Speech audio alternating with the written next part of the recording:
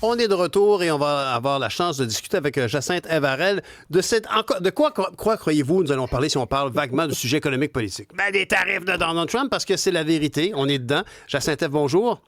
Bonjour. Je pense que quand tu as commencé à faire de la chronique politique, il y a 5-6 ans, tu n'aurais jamais imaginé autant parler du président américain. On est tous devenus des amateurs de politique américaine. C'est fou, et on hein? est tous devenus très préoccupés par l'économie.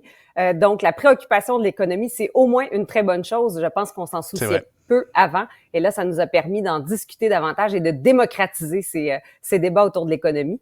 Mais Exact. dans le cadre de cet accord avec donc ce qui vient de nous tomber dessus, ce 35 % aujourd'hui, je trouve qu'on garde un ton très alarmiste et je fais partie de ceux là, qui essaient de recadrer un peu et de rester très rationnel là-dedans en rappelant à tous que le 35 % de tarifs imposés, c'est sur 10 % de nos exportations seulement.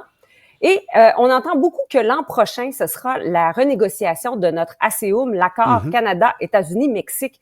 Et je tiens aussi à recadrer ça là, pour qu'on cesse là, de devenir très émotif et très en panique. On est une société qui surfe beaucoup sur l'anxiété généralisée. On aime ça être, ou on aime ça se plaindre qu'on est très anxieux. On se demande pourquoi.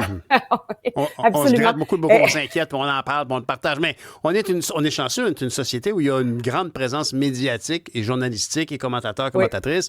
Fait que c'est peut-être l'effet un peu exagéré de cette situation-là. Mais t'es pas la seule à l'évoquer. Tout à l'heure, M. Caron de l'Union des producteurs agricoles disait que lui, il suggérait la patience.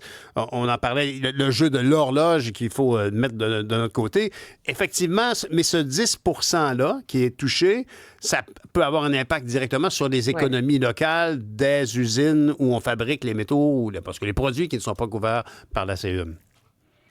Oui, bien, deux choses. Tout d'abord, le fait qu'on ne soit pas parvenu à une entente démontre que nous ne sommes pas suffisamment proches du pays de qui on devrait le plus être allié. C'est notre voisin naturel, c'est notre partenaire économique naturel, historique. Alors, pour moi, j'y vois un grand symptôme d'une rupture dans le lien et c'est à nous de faire ce qu'il faut pour garder ce lien bénéfique pour les deux parties, y compris nous, bien sûr, mais c'est vraiment, ce 35 % vient vraiment dévoiler qu'au niveau diplomatique, au niveau relationnel, au niveau politique, on s'est éloigné de notre allié naturel et on peut pas faire autrement que de vouloir reconstruire les ponts. On peut pas se détourner de nos voisins naturels économiques. Et l'autre chose par rapport à l'accord Canada-États-Unis-Mexique, il ne doit pas être reconduit l'an prochain.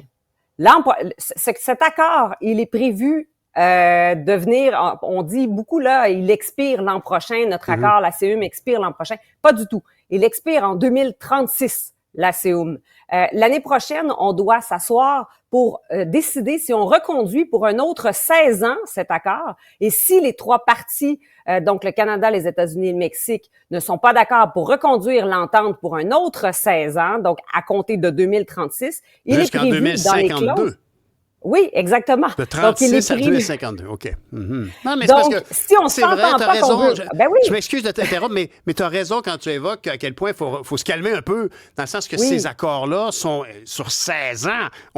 On va discuter à partir de la prochaine jusqu'en 2052. Ceci dit, par contre, ce qui justifie cette panique générale, c'est qu'on a un individu complètement imprévisible qui, lui, a déjà dit, moi, ça ne m'intéresse pas, cette affaire-là. Et tout à l'heure, les gens du PA évoquaient qu'il pouvait très bien décider que cette alliance-là, il la respecterait pas. C'est pas la première fois qu'il ne respecte pas quelque chose, non? Mais en fait, c'était bien de dire dans les 6 premiers mois de sa présidence qu'il est tout à fait imprévisible. Là, je pense qu'on devrait changer notre cassette et de dire qu'il est tout à fait prévisible. On sait qu'il veut des gains pour l'économie de son pays. On sait qu'il veut réindustrialiser son pays. On sait qu'il veut qu'on augmente notre participation dans la défense du monde, dans notre participation aux différents conflits mondiaux. Alors, on commence à dégager quand même certaines tendances. On sait qu'il veut avoir le sentiment d'avoir fait des gains pour son peuple, pour le peuple qui l'a élu, ce que devrait avoir en tête tous ceux qui sont élus, faire des gains pour nous, ceux qui ont voté pour eux. Alors, tout ça, c'est quand même prévisible.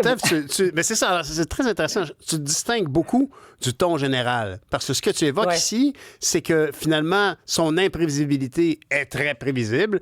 Et ce qu'il recherche, on devine un peu.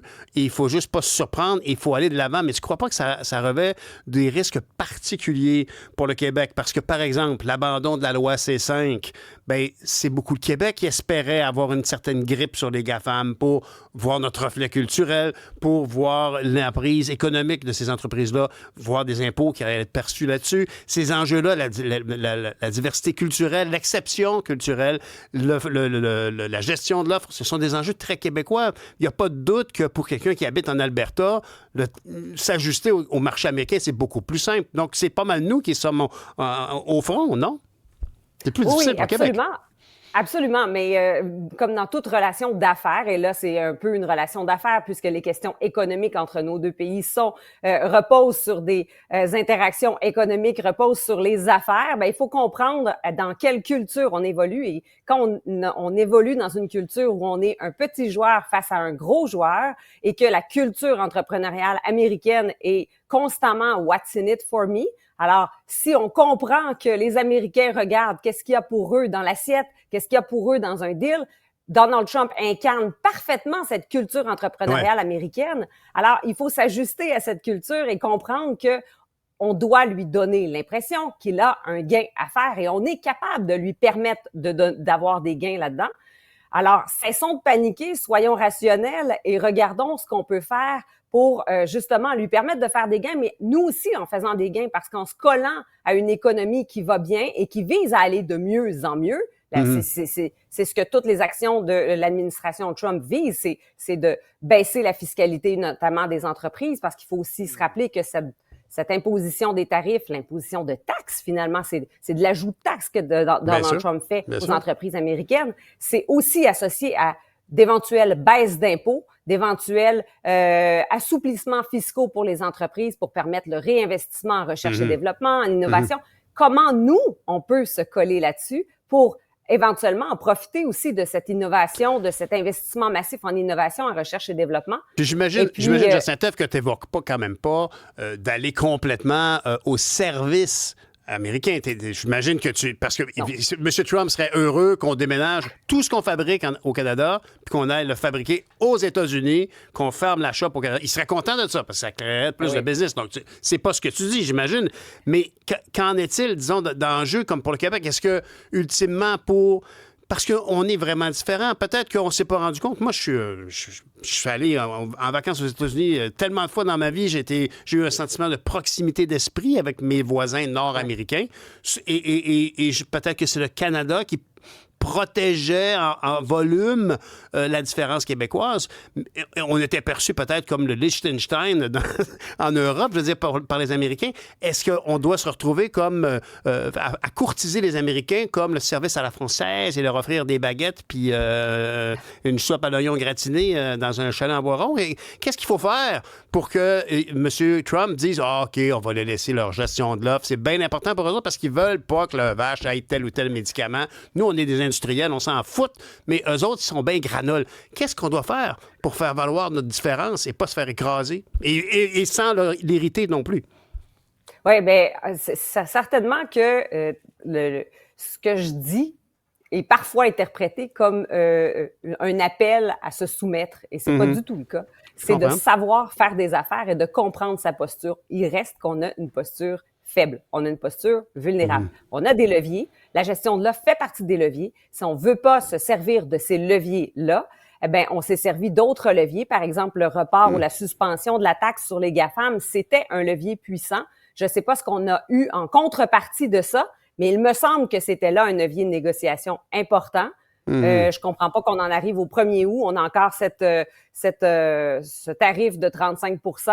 Qu'est-ce qu'on a gagné de retirer cette taxe-là? Qu'est-ce qui n'a pas marché dans ce geste-là? Parce qu'on a sacrifié quelque chose qui était très important pour le Québec. Fred, tu voulais ajouter quelque chose? Oui, non, mais je trouve ça super intéressant, Jacinthe. Puis, tu sais, il va falloir qu'on continue de creuser ça parce que le fameux renouvellement de l'ACA, moi, j'aimerais ça, là, que tu aies 100% raison puis qu'on est correct jusqu'en 2016 puis on ne peut pas s'inquiéter. Mais il y a quand même question d'un réexamen en 2026. Puis, connaissant l'administration l'administration Trump, on sait qu'ils vont essayer de tirer la couverture le plus fort possible de leur côté. Donc, qu'est-ce que ce réexamen-là peut réellement permettre dans les prochaines années? Je n'étais pas le seul à m'inquiéter. Le Clément Gignac, aussi sénateur, il posait la question hier soir.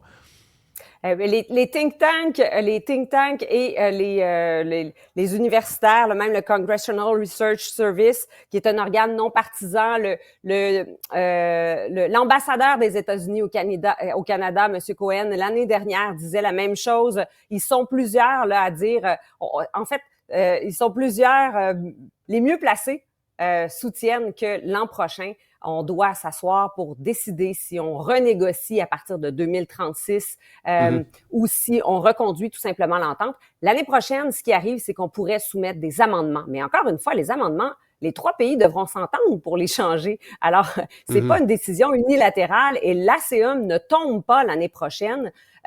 Donc, tout ce qui doit être apporté comme modification, ce sera des modifications légères sous forme d'amendements et les 3 pays devront s'entendre à changer quelques amendements. Ben, en tout cas, merci, Fred. Vraiment, Jacinthe, j'apprécie d'avoir pu t'entendre jusqu'au bout de ton idée. Tu as bien fait de stipuler que tu ne prêches pas pour l'aplaventrisme devant les États-Unis, mais tu prêches surtout pour un ajustement de ce qu'on leur propose, qu'on amène à la table. Mais le grand challenge, c'est que ce ne soit pas le Québec qui fasse le frais, tant au niveau culturel qu'au niveau de ce qu'on apprécie de la gestion de l'offre, au niveau de l'aluminium, par exemple. Alors, c'est un grand défi, mais c'est ça, gouverner. C'est pour ça que M. Carley a été élu. Fait qu'on espère qu'il va trouver la switch pour la lueur. Merci beaucoup, Jacinthe. À bientôt. Merci.